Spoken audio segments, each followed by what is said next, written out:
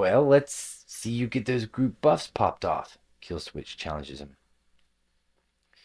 Greylick begins glyph signing and chanting with intense focus, and a second later, his hands begin glowing. Then that same glow envelops Kill and Cold. The glow is quickly followed by a soft, fuzzy vibration that slowly rolls across their bodies. As the cast effect fades away, Cold exclaims, "Stats up! Way to go, dude!" Greylick smiles. It's nothing. Just then, a knock comes from the door. "Who goes there?" Kill asks. "Two friends with tails on their ends," answers a familiar voice. Coldcrove unlocks the door, and in come two furry females, and they both look much nicer than Gray had anticipated.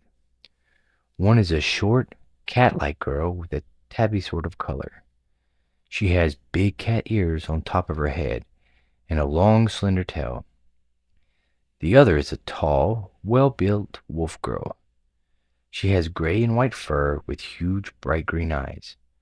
Her tail is extra fluffy and wagging back and forth. They're both wearing wild, rustic-looking armor. The tabby cat's is predominantly leather and cloth, with her chest, shoulders, and outer leg pieces consisting of intricately adorned leather scales. The canine's, on the other hand, is mostly mail and plate pieces. Her chest guard is made from purplish dragon scales, and she has matching chainmail leggings. As for weapons, the warrior wolf is wielding dull axes, while the feline assassin has two daggers on her side and one tucked away on her back. "Poet?" Greylick asks in a surprised manner, looking at the wolf girl. "The one and only," she replies proudly. "Well, I be damned," he exclaims, looking her up and down.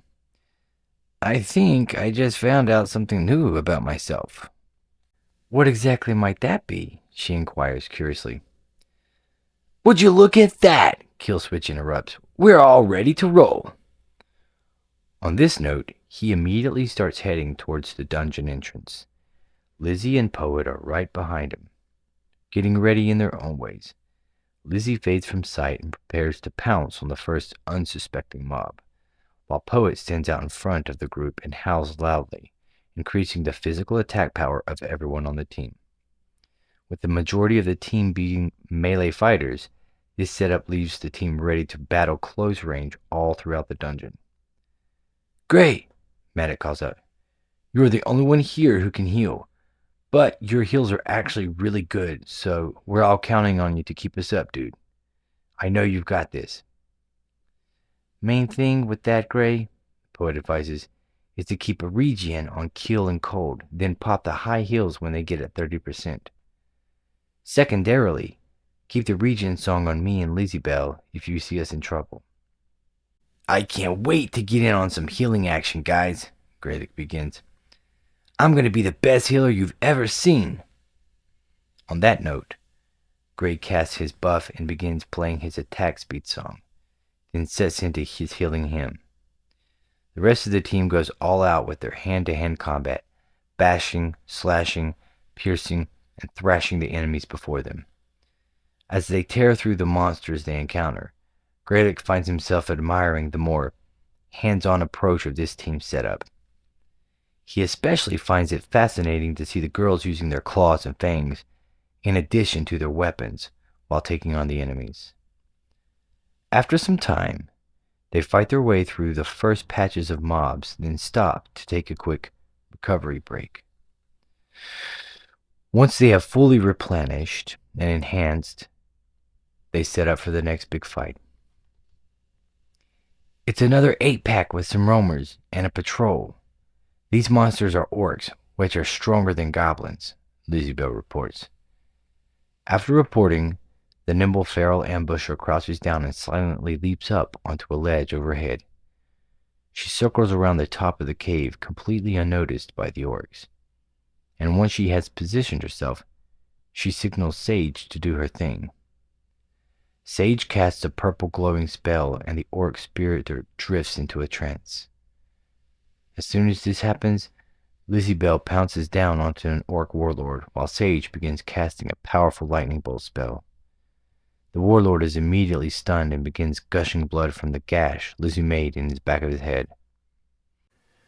Right after that, Poet charges in, howling at the group, and instantly all the orcs feel a sense of terror overtake them. Weakened by fear, they deal out less damage than normal. The caster tries to pop out a spell but fails to finish it before Poet arrives and tackles him to the ground. She begins digging deep with her 2 axes. Just as she is about to deliver the killing blow, everything goes dark. What the? Hama calls out. Guys! Hama! Maddox beckons. What happened? She asks. We lost power or something like that, Maddox responds. I'm not sure why, but that's pretty obvious there, buddy, Kip says. As this conversation unfolds, they remove their visors and sensory hoods, then unstrap from their rigs. As soon as they are out of their rigs, Hama points to a nearby player who seems to be injured and is just hanging there, strapped in a sizzling rig. Over there, she shouts as she runs to try to assist him. And over here, Kip shouts. He and Maddox dash towards this dangling, seemingly unconscious girl. Looks like 5 of them got hit, Maddox says.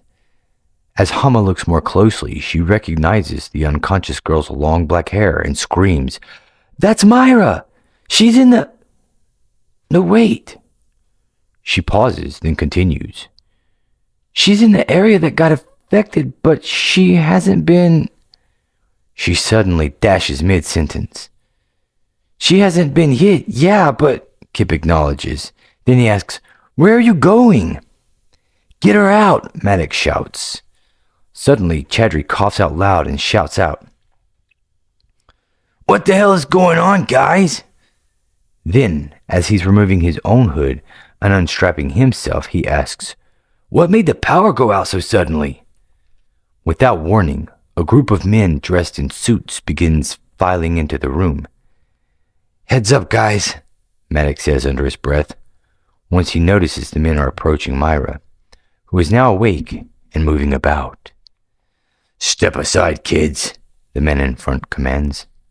What do you mean? Maddox asks defiantly. Why?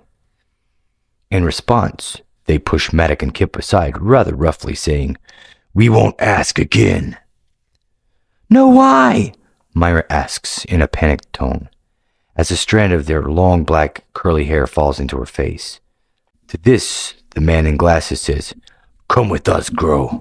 We need to take you in for...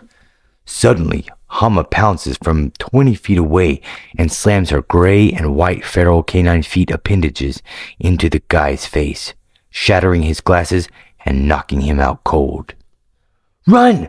She screams from underneath her appendage rig's wolf head helm.